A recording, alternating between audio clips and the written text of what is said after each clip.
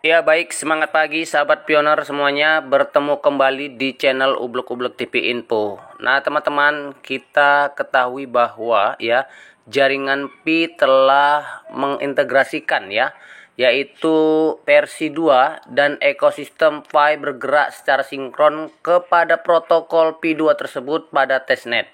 Semuanya berjalan di putaran terakhir. Bagian akselerasi sudah berakhir dan tentunya menuju garis bisnis bersama. Ya, jadi uji coba ya versi 2 yang sukses akan menjadi hitungan mundur. Maka itu kita tetap menunggu teman-teman, yaitu tentang update-nya dari perkembangan Pi Network ini.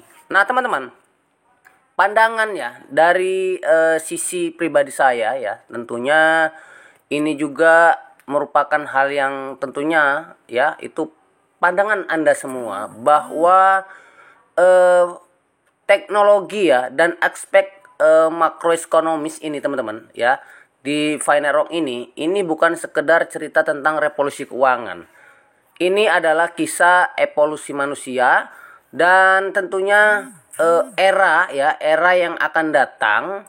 Dan ini teman-teman ya baru sebuah cara ya atau tulisan yang sering disebut gesara atau kalimat lah kita katakan bahwa ketika berbicara tentang teknologi ya, menurut saya dan teman-teman pastinya ya ini algoritma teknologi Pi ini sangat bagus ya karena terus dibangun dalam beberapa tahun ini.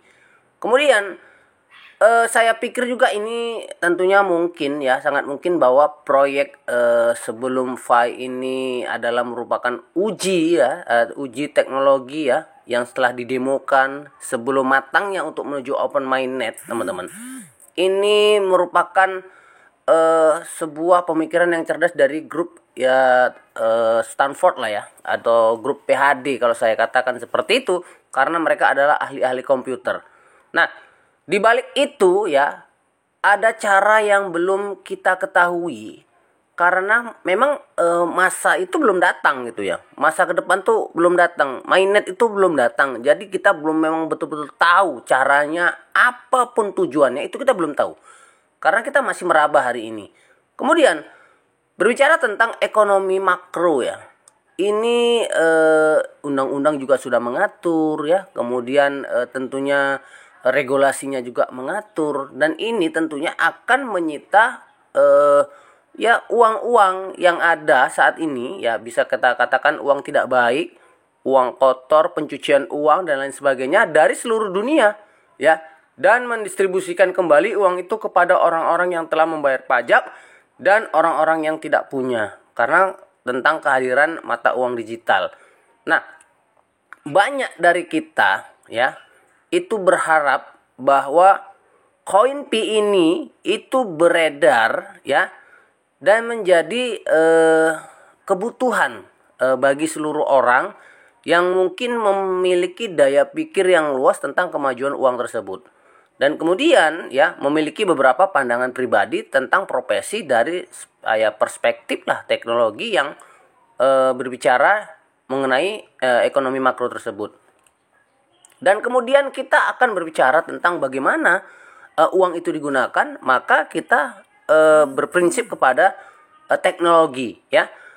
Teknologi ini dilaksanakan dengan ponsel ya dan kemudian tentunya diakses oleh internet ya. Kalau kita katakan misalnya nanti kedepannya akan menggunakan ya sebuah iPhone atau Pphone ya yang kemudian diakses dengan Starlink ya atau kita katakan SpaceX dan lain sebagainya, kemudian Stellar, kemudian ada wallet dan kemudian meminta menerima dan lain sebagainya. Ini akan lebih cepat karena dimanapun kita berada ini akan menggunakan kecepatan ya untuk transaksi dari miliaran orang seperti itu. Makanya ini ada hubungannya dengan teknologi-teknologi yang akan datang yang akan mempermudahkan koin Pi itu pindah ya, bertransfer atau pemanfaatannya itu akan lebih cepat. Kemudian juga kita melihat bahwa pembayaran itu dilakukan dengan ya suka dengan suka ya ataupun dengan nilai yang sangat rendah ketika kita mendapatkan sesuatu yang berharga.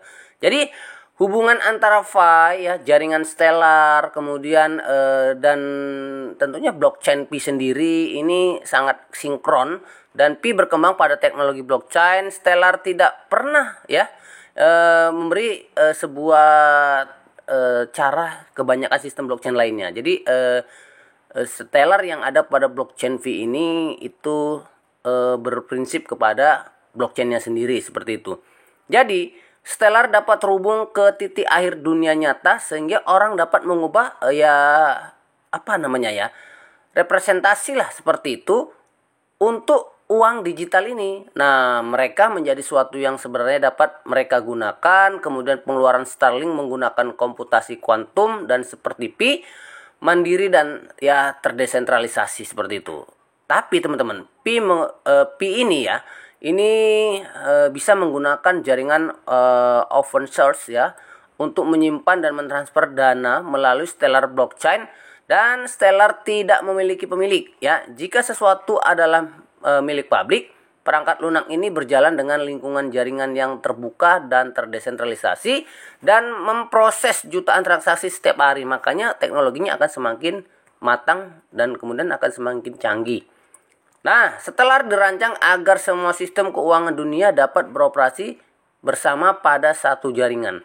Ketika pasar saham mogok, ya, semua aset, uang, atau dan lain sebagainya disita, dan kemudian akan mengalir ke mata uang kripto yang bisa dibagikan kepada masyarakat. Jadi Pi saat ini ya tidak ada harganya, dengan asumsi jika uang yang disita oleh aliens dari DS dituangkan ke Pi, impianmu ya akan terwujud seperti itu, teman-teman. Jadi tarik uang dan kemudian akan digunakan uang digital ini. Nah, ini akan berharga. Kemudian teknologi pembayaran yang bertujuan untuk menghubungkan lembaga keuangan dan secara signifikan mengurangi biaya dan waktu yang dibutuhkan untuk transfer uang lintas batas. Kemudian keduanya menggunakan blockchain ya, aman, terdesentralisasi, transparan ya, penyelesaian cepat, rendah. Dan kemudian pada akhirnya semua orang di dunia harus berpartisipasi dalam QVS ya, melalui Stellar tersebut. Ya, tidak ada jalan lain untuk ini.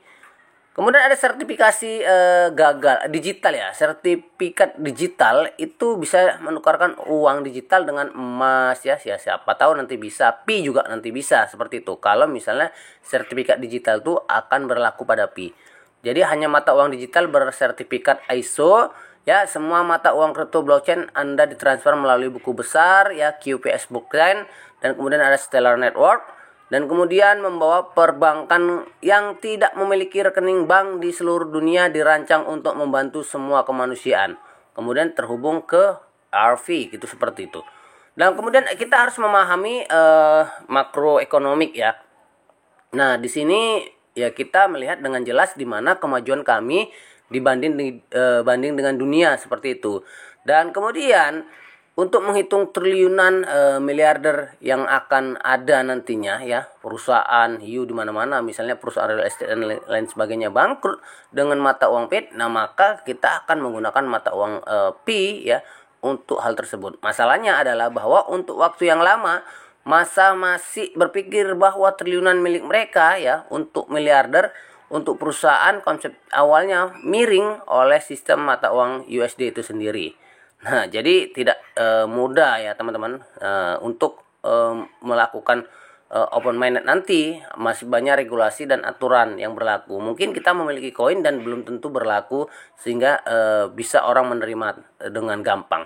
Nah, sebelum pinjaman ke negara-negara di seluruh dunia, ya, ketentuan teknis seperti pencairan, inflasi, pengembalian hutang, ya, hutang umum, ya sifat hakiki ini merupakan kegiatan yang pencucian uang lah ya kalau kita katakan, dan kemudian mengikuti siklus hutang tanpa jalan keluar, menyuntikkan uang, pencucian uang, pelunasan hutang dan lain sebagainya.